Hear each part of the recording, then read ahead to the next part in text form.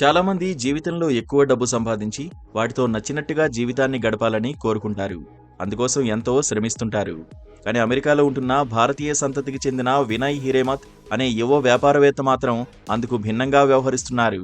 భారత సంతతికి చెందిన వినయ్ హిరేమత్ ఆన్లైన్ ఉచిత స్క్రీన్ రికార్డింగ్ సాధనాలను అందించే టెక్ సంస్థ లూమ్ను స్థాపించి విజయం సాధించారు. ఆ సంస్థను 2023లో అట్లాసియన్ సంస్థకు అమ్మేశారు. ఆ విక్రయం ద్వారా వినయ్కు $975 మిలియన్, అంటే భారత కరెన్సీలో సుమారు 8,000 కోట్ల రూపాయలు అతను ఆర్జించాడు. అయితే 35 ఏళ్ల లోపే వయసున్న వినయ్ 2 రోజుల క్రితం పెట్టిన పోస్ట్ మాత్రం ప్రతి ఒక్కరిని ఆశ్చర్యపరుస్తోంది. నేను ధనవంతుడినయ్యానని, కానీ ఇప్పుడు ఏం చేయాలో తెలియడం లేదని రాసుకొచ్చారు.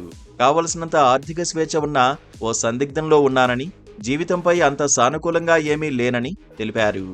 ఎవరి సానుభూతి పొందడానికో నేను ఈ పోస్టు పెట్టడం లేదని, అసలు ఏ ఉద్దేశంతో ఈ సందేశం రాస్తున్నానో కూడా నాకు తెలీదని ఆయన పేర్కొన్నారు.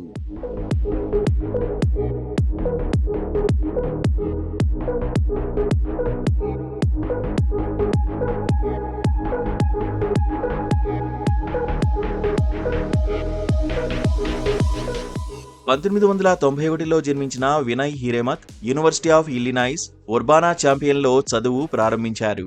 కానీ 2 ఏళ్ల తర్వాత చదువు మానేశారు. దీని తర్వాత ఆయన కాలిఫోర్నియాలోని పాలో ఆల్టోకు వెళ్లి స్టార్టప్ల్లో కెరీర్ను కొనసాగించాలని కలలు కన్నారు.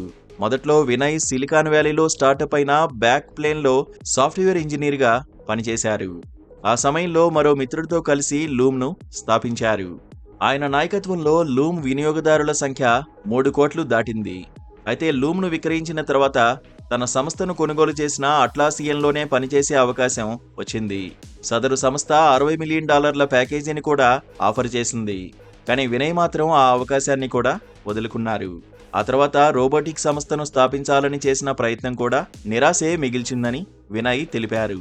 అలాగే ఎలాన్ మస్క్, వివేక్ రామస్వామి వంటి వారితో పనిచేయాలన్న తన ప్రయత్నము ముందుకు సాగలేదని రాసుకొచ్చారు. ప్రస్తుతం హవాయి ద్వీపంలో ఫిజిక్స్ నేర్చుకుంటున్న వినయ్ దానికి సంబంధించిన అంశాలపై దృష్టి సారించారు. ఇక వినయ్ పెట్టిన పోస్ట్ ప్రస్తుతం సామాజిక మాధ్యమాల్లో వైరల్గా మారింది.